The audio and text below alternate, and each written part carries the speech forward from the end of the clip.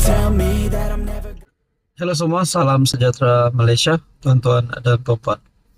Seringkali kita mendengar ada gabungan akan berpecah. Antaranya Perikatan Nasional akan berpecah, akan bubar. Kerana PAS kononnya akan bersama dengan UMNO.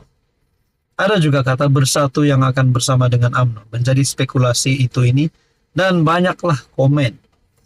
Terutamanya kepada pemerhati politik, kepada peminat-peminat politik tanah air kita. Ada yang kata bersatu patut masuk kerajaan untuk menyelamatkan diri. Ada yang kata PAS perlu masuk kerajaan, tinggalkan bersatu dan gerakan di dalam Perikatan Nasional. Dan sebaliknya pun ada berkata UMNO patut keluar daripada kerajaan dan bersama dengan PAS di dalam Perikatan Nasional. Berkaitan dengan isu ini, saudara-saudara, satu perkongsian daripada Harapan Daily bertarikh 23 September. PAS sedia tolak bersatu untuk kerjasama dengan UMNO. Wow.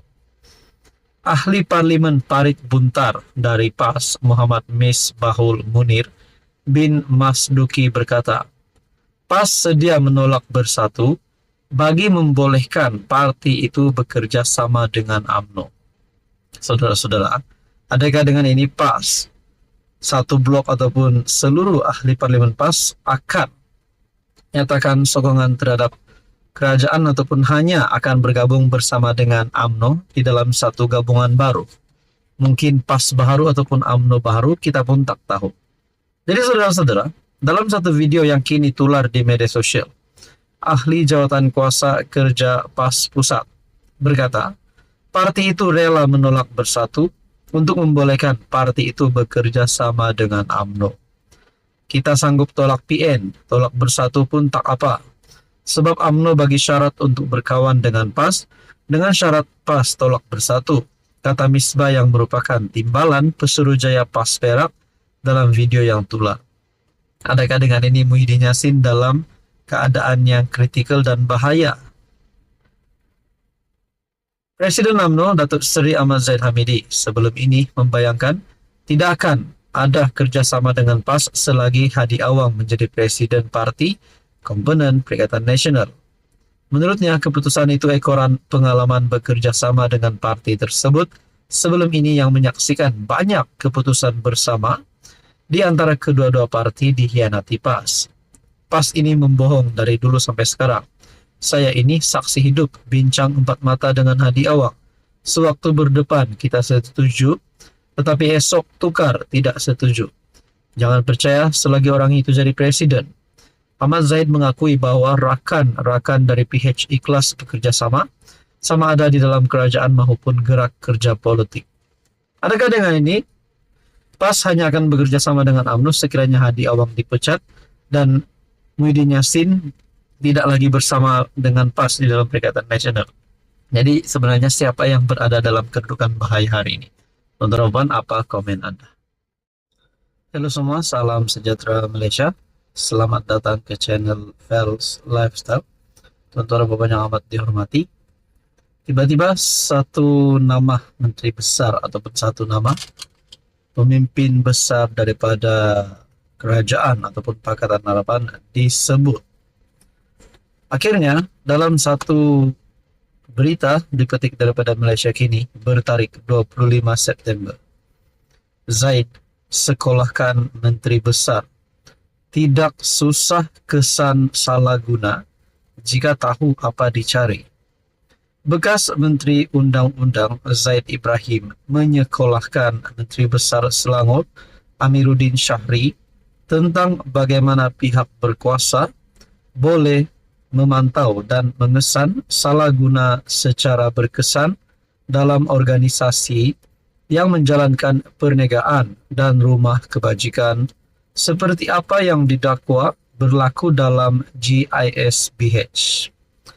Ia susulan kenyataan Menteri Besar itu bahawa perubahan taktik GISBH yang beralih kepada perniagaan dan menghadkan aktiviti kepada ahli keluarga sahaja menjadi isu itu sukar dipantau dan agak lewat untuk didedahkan. Zaid berkata ia hanya sukar jika pihak berkuasa tidak tahu apa yang perlu mereka cari. Zaid Ibrahim dalam satu kenyataan, according to Selangor MB, GISBH is hard to expose. It's only hard if you don't know what you're looking for. Let's start with welfare homes. Di dalam satu kenyataan melalui media sosial Zaid Ibrahim. Adakah dengan ini sebenarnya mungkin menjadi satu gesaan kepada Menteri Besar untuk meletakkan jawatan menjadi persoalannya kerana Zaid Ibrahim menyekolahkan Menteri Besar Selangor itu. Pertama, kita mulakan dengan rumah kebajikan. Adakah jabatan kebajikan kedua-dua negeri dan persekutuan cukup lengkap untuk memantau penghuninya? Adakah pengusaha rumah kebajikan ditapis dengan betul? Adakah mereka mematuhi sepenuhnya peraturan? Adakah mereka perlu didaftarkan? Jika tidak, ini adalah sesuatu yang sepatutnya dilakukan oleh MP. Kemudian agak mudah untuk mengesan kanak-kanak yang dianiaya atau tidak dijaga dengan baik, kata Zaid dalam catatan panjang di akaun X. Selain itu, katanya, juga adalah tidak susah bagi pihak berkuasa memantau aktiviti perniagaan GISBH. Semua maklumat terkini mengenai syarikat itu sepatutnya dalam simpanan Suruhanjaya Syarikat dan pihak Majlis Tempatan. Tambah Zaid, manakala lembaga hasil dalam negeri akan mengetahui perniagaan apa yang GISBH terlibat.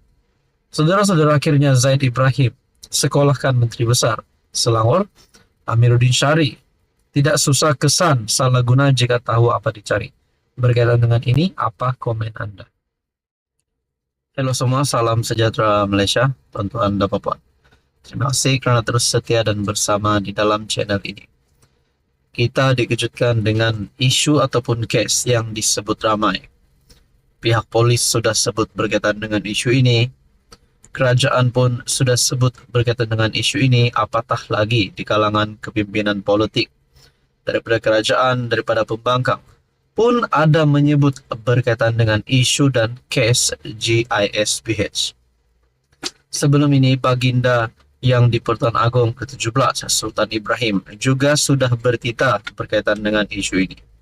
Dan yang terkini, dalam satu artikel daripada FMT, Sultan Selangor titah percepat proses tindakan terhadap GISBH. Artikel daripada FMT bertarik 24 September. Sultan Sharafuddin Idris Shah turut sentuh pasukan siasatan supaya lebih cekap meneliti sebarang kesalahan dilakukan termasuk kes jenayah. Sultan Selangor Sultan Sharafuddin Idris Shah menitahkan proses tindakan lanjut berkaitan isu Global Equine Service and Business Holdings ataupun GISBH dipercepatkan. Menteri Besar Amiruddin Syahri berkata, perkara itu antara ditekankan Sultan Selangor ketika sesi pertemuan mingguan hari ini. Selain Baginda berpandangan pasukan siasatan perlu lebih cekap meneliti sebarang kesalahan berkaitan GISBH termasuk kes jenayah.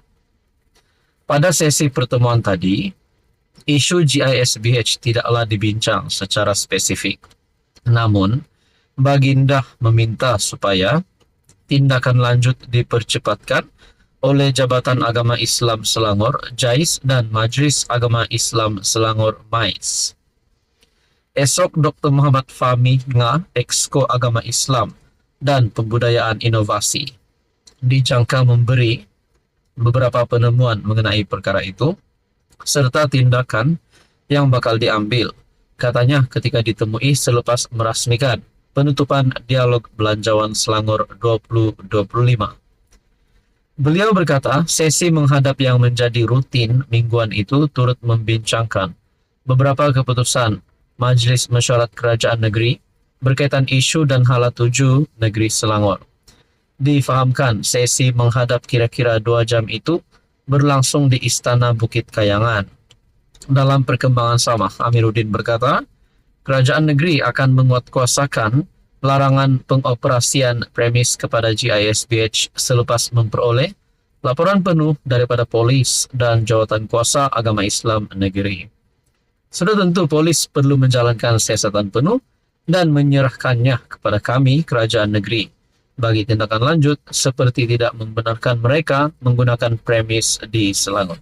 Berita sepenuhnya dalam artikel FMT, Sultan Selangor titah percepat proses tindakan terhadap GISPH.